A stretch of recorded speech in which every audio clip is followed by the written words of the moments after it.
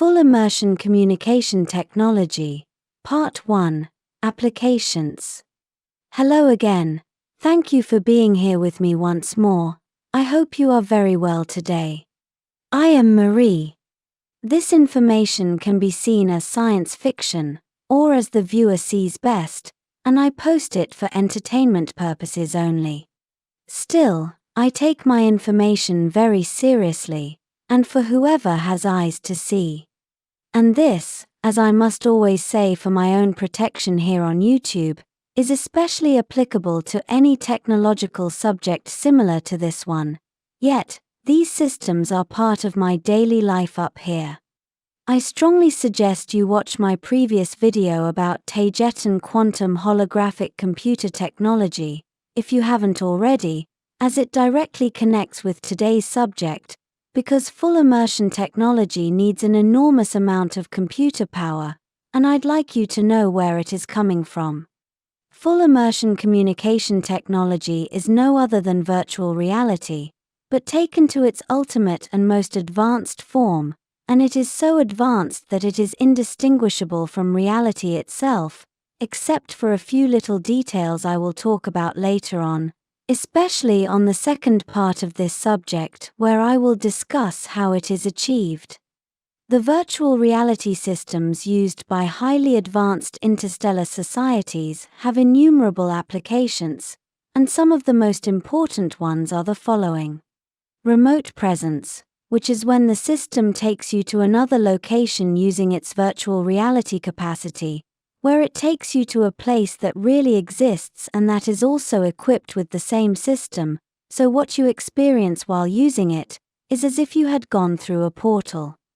The real people on the other side see and interact with you as if you were there, making this system something like the ultimate Skype call. The next application is for entertainment purposes, where the system takes the user into an augmented virtual reality, into places and situations that may be recreations of real events, or ones created simply for fun, fantasy places and situations. This system application is basically the ultimate video game. In this system, you can either share a video game world with other real players, or be in there alone interacting only with computer-generated characters, also known as NPCs, same as with the video game systems found on Earth.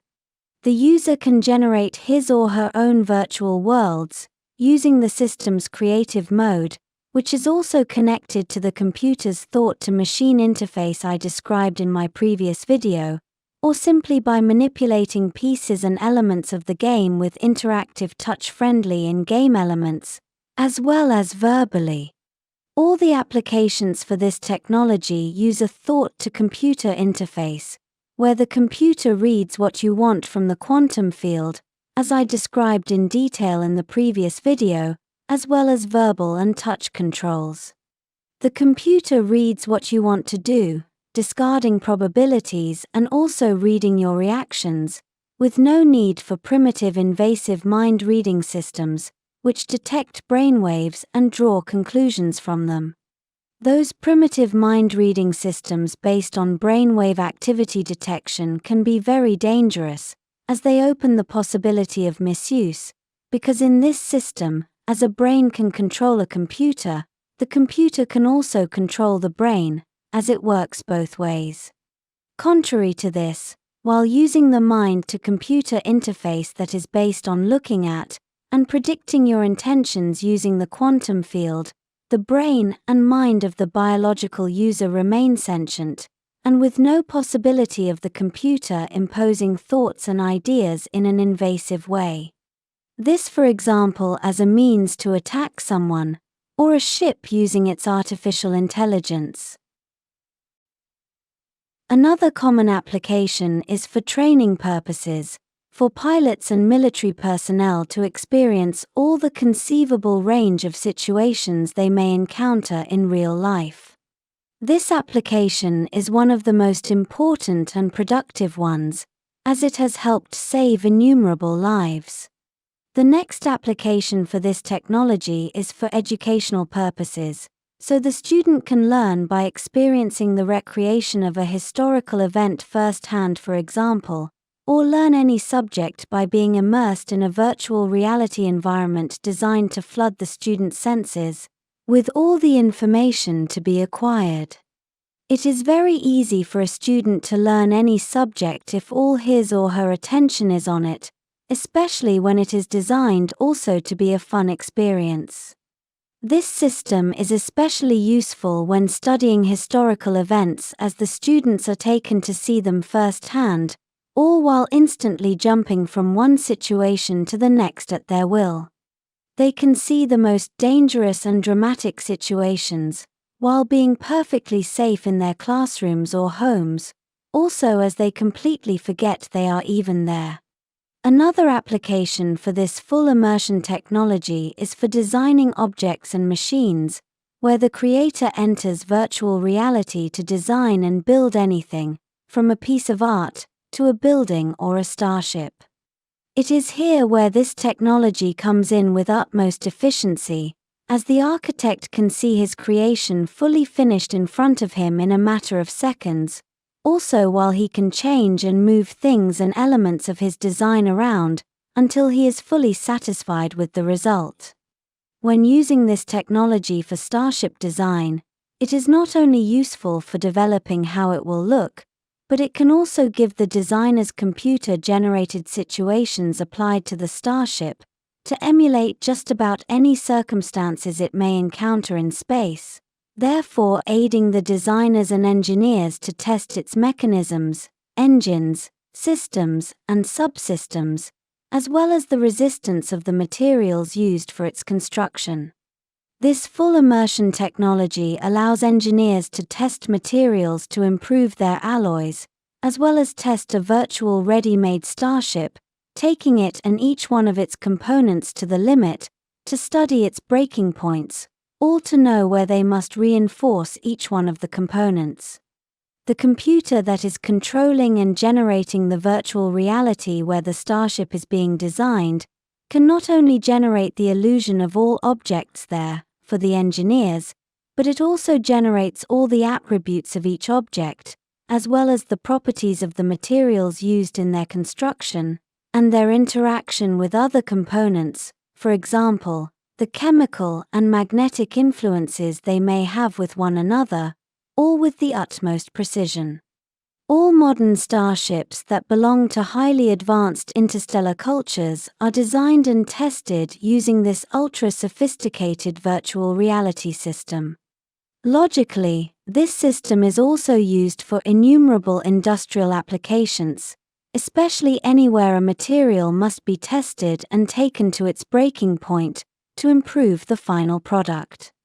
This is the most advanced form of computer-aided design.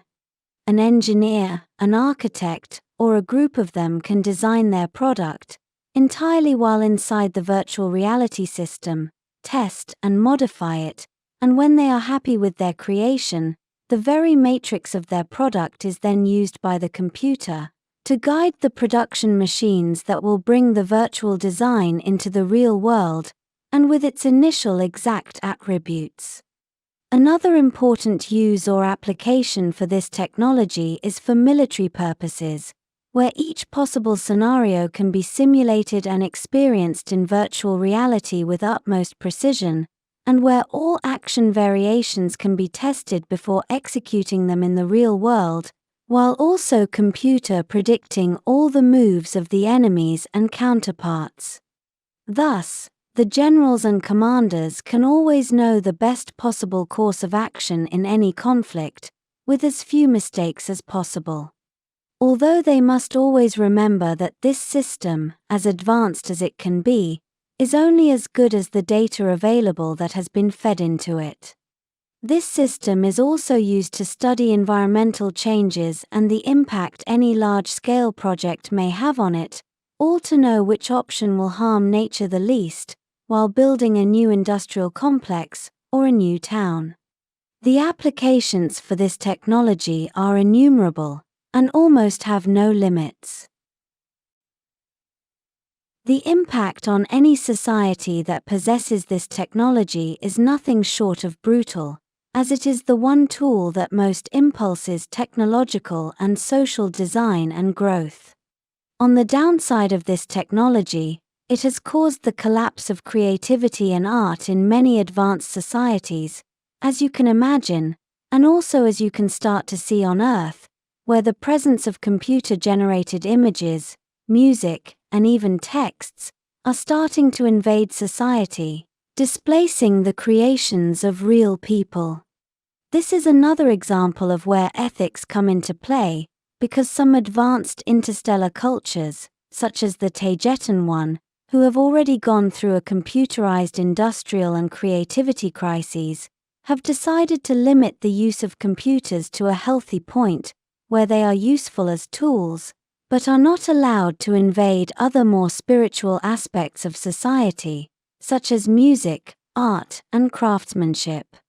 In Taygeta, industrially created things hold value, and are considered one specific group of things, and creatively, manual craftsmanship and art are considered to be in a completely different set of standards. The value of everything created by hand and by a biological brain is held with the highest respect, esteem, and appreciation. This is why we appreciate the originals, far more than the replicated examples of any object or thing. This advanced, virtual reality technology is also used to replicate just about any object, no matter how complex it may be, using advanced 3D printer machines, which can recreate almost every material in existence, with all its combinations, as well as chemical and energetical attributes.